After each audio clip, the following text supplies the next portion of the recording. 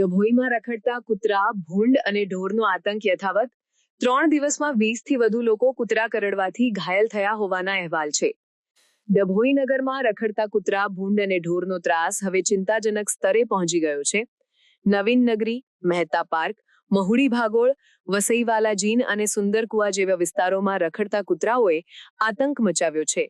માત્ર 3 દિવસના સમયગાળામાં 20થી વધુ લોકો કૂતરા કરડવાના કારણે સામાન્યથી લઈને ગંભીર રીતે ઇજાગ્રસ્ત થયા હોવાના અહેવાલ છે, જેના પગલે સમગ્ર નગરમાં ભયનો માહોલ ફેલાયો છે. મુખ્ય અસરગ્રસ્ત વિસ્તારોમાં નવીન નગરી, મહેતા પાર્ક, મહુડી ભાગોળનો સમાવેશ થાય છે. સ્થાનિકોના જણાવ્યા અનુસાર ડભોઈ નગરપાલિકાએ અગાઉ કૂતરા પકડવા માટે વડોદરાની એક ટીમને બોલાવી હતી, પરંતુ માત્ર 30 જેટલા કૂતરા પકડીને કામગીરી સંતોષ માનીને બંધ કરી દેવામાં આવી હતી.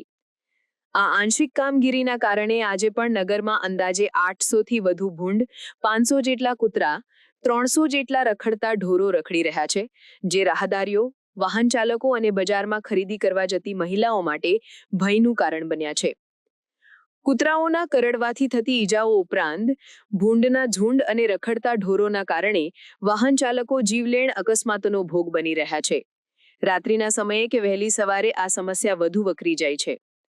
તાજેતરમાં મહુડી ભાગોળ વિસ્તારમાં બાઇક પર જઈ રહેલા એક યુવાનને કૂતરાએ પગમાં બચકા ભરી લેવાની સમગ્ર ઘટના સીસીટીવી કેમેરામાં કેદ થઈ હતી, જે આ સમસ્યાની ગંભીરતા દર્શાવે છે. કૂતરાઓના ટોળા બાઇક પર જતા લોકો, અવરજવર કરતા નાગરિકો અને શાકભાજીની ખરીદી કરવા જતા લોકોને નિશાન બનાવી રહ્યા છે. 3 માસ અગાઉ ડભોઈ નગરપાલિકાના અધિકારીઓએ રખડતા ઢોરો અને કૂતરા પકડવાની કામગીરી અવિરતપણે ચાલુ રહેશે તેવું નિવેદન આપ્યું હતું, પરંતુ એકવાર કામગીરી કર્યા બાદ બધું ઠારે પડી ગયું છે. સુપ્રીમ કોર્ટના સ્પષ્ટ આદેશોની પણ ધરાર અવગણના થઈ રહી છે. ડભોઈ નગરપાલિકા ક્યારે જાગૃત થશે અને આ જીવલેણ ત્રાસમાંથી નગરજનોને મુક્તિ અપાવશે, તે જોવું રહ્યું.